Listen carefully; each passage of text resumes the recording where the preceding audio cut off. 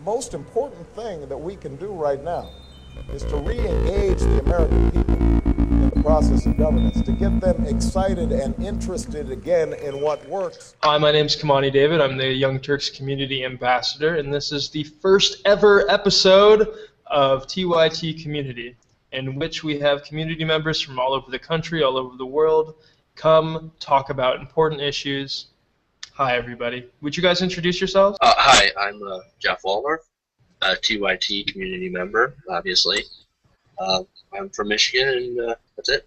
I'm Kevin Wayne, TYT community member from Florida. Today we're going to be talking about the RNC, among other things, and the general issues with the Republican platform, how Republicans present themselves, and how that's not a winning strategy. First, we're going to start off with the funniness of Clint Eastwood at the Republican National Convention. We'll play a little snippet of that here for you guys.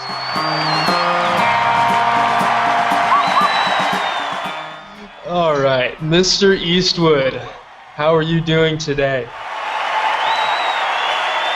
So, Mr. President, how do you handle promises that you made when you were running for election, and how do you handle it? I mean, what do you say to people? Do you just I know people were wondering. You don't have it. Okay.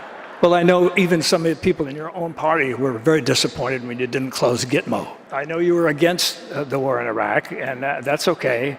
But you thought the war in Afghanistan was okay. You thought that was something that was worth doing. You mentioned something about having a target date for bringing everybody home, and you give that target date, and I think Mr. Romney asked the only sensible question, and he says, "Why are you giving the date out now? Why don't you just bring them home tomorrow morning?" What? What do you want me to tell Romney? I can't tell him to do that. Can't do that to himself. You're crazy. You're absolutely crazy.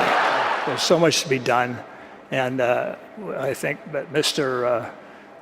Romney and Mr. Ryan are two guys that can come along. I never thought that it was a good idea for attorneys to be president anyway. I think he's not an attorney, is he? Yeah, that's kind of a silly statement in both sides, and they're always, devil's advocating this, and bifurcating this and bifurcating that, all that stuff. Politicians are employees of ours. And socialist. That's a lot of socialism talk, isn't it? They're just going to come around and beg for votes every few years. But he does not do the job. We've got to let him go. Which is the best argument I've heard for replacing all of the Republicans in Congress. We don't have to be mental masochists and vote for somebody that we don't even really want in office. He was talking about some of the progressive promises that Obama had made during his original campaign and the results of those promises that have largely been failures. For example, he called Obama out for not closing Guantanamo Bay down. I don't really think it's a legitimate point that he should have made, because Guantanamo Bay, that involves getting Congress into it, and he can't just close it by himself. I really am disappointed that it is still open myself, and I really kind of do hold him responsible for it, or at least not coming and saying why, telling the American people, as that was an important part, of voting for him. It wasn't the only part, but that was an important part in my mind when I was at the polls that day. To be fair to Obama, he did end the use of torture in Guantanamo Bay. To me, that's not enough. There's no reason for that base to continue to exist. The end of torture was a big thing for me. We're supposed to be a first world humane society. We cannot be torturing our prisoners. And I hear you, but the thing about that too that Kevin had touched on is that we're shipping out our prisoners to other countries where torture is legal. So did we really end torture, or did we just have deniability? Well, that was my point, is that I think we put it into a deniability factor, but I can't be sure on it. But on one of Jenk's broadcasts, touches on that a little bit, as to where they're shipping them. I don't really want to talk that much more about Eastwood, but there were some points to be made from a progressive standpoint. That's kind of what I wanted to talk about. You mentioned something about having a target date for bringing everybody home, and you give that target date, and I think Mr. Romney asked the only sensible question, and he says, "Why are you giving the date out now? Why don't you just bring them home tomorrow morning?" But what he said there did have a little substance. That you're exactly right with your tweet the other evening, that he was speaking at the wrong convention when he said that, because we really need, I don't really know why we're there. I mean, that's really annoying to me. I mean, I've heard the explanations. I just don't find a lot of water to tread in those explanations there. It's very slim reasons that I find were there, and I've been trying to research that recently. He mentioned, we needed to get out of there, and I think he's right. Yeah, we have a plan for 2014. I think we should bump it up a little bit. We're poisoning this country. We're poisoning Afghanistan with our way of life, things that they don't want.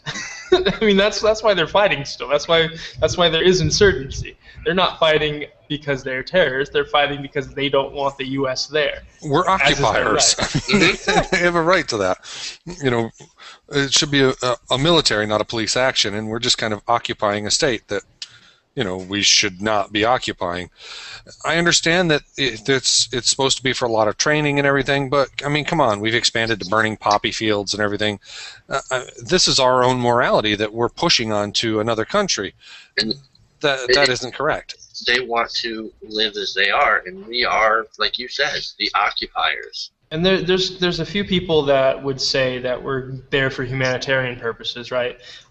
You look at some of the issues in Afghanistan with female circumcision, just the way they treat women in general, how corrupt their democratic government seems to be, the government that we installed, right? So there's still issues that we need to fix there for humanitarian purposes. I counter with, if you're going to be an interventionist country in terms of humanitarian issues, there are many other issues that we should be worrying about.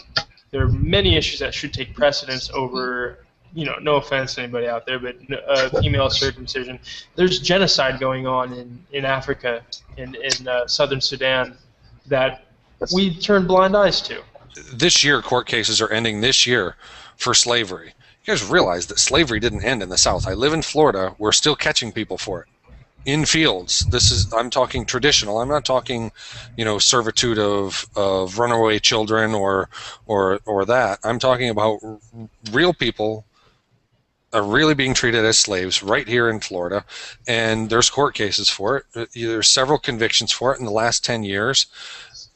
We have to fix our humanitarian issues here before we start going there to worry about humanitarian issues. That's the best point of all. we shouldn't be anywhere else until our country is taken care of. Our own citizens are taken care of. Let's talk about our final thoughts on the RNC. I have a clip here that will illustrate my thoughts on it. Wait a minute. This isn't my world. Disappointed! Okay. We had a little bit.